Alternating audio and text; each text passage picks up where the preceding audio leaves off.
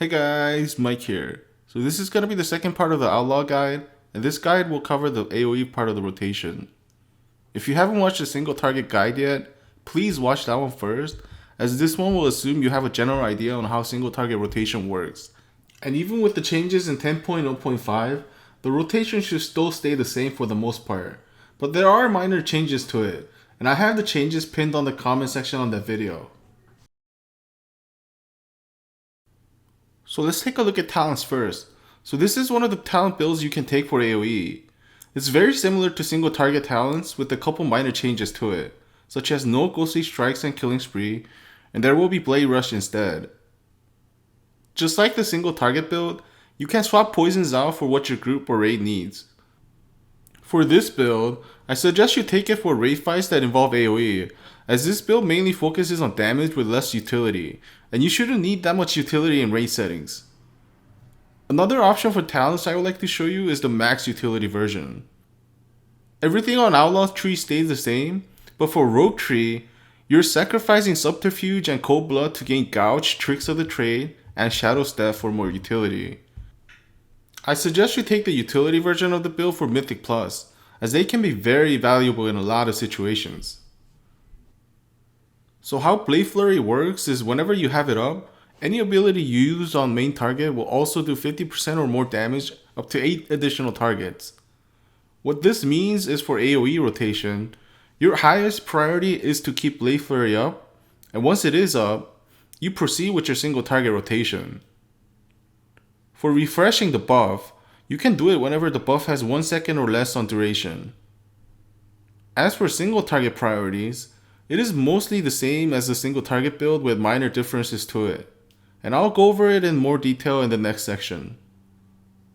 One more thing to note about Blade Flurry is that the damage of it splashes from your character and not your target. Let me show you what I mean by that on this dummy test.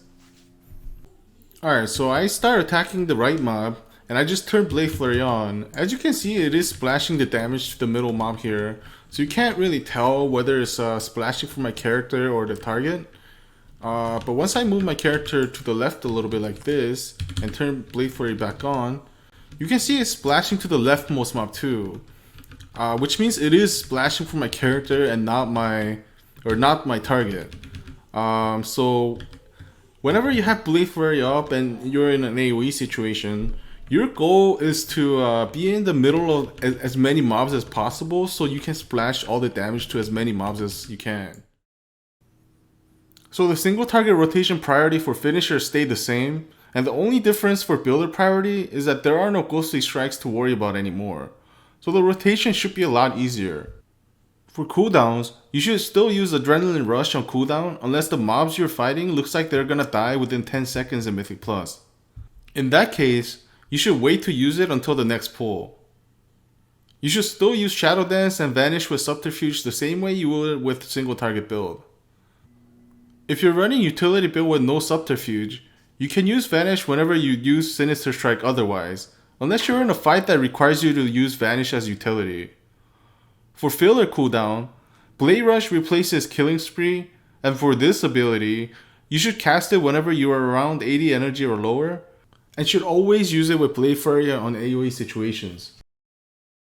Also keep in mind that unlike any other abilities that do 50% of the damage on AOE, Blade Rush does 100% of damage with no target cap, which means it increases value as target increases, and you should use this ability on cooldown for 9 or more targets regardless of your energy situation. For potions, there are 2 different types to use for AOE depending on mob count.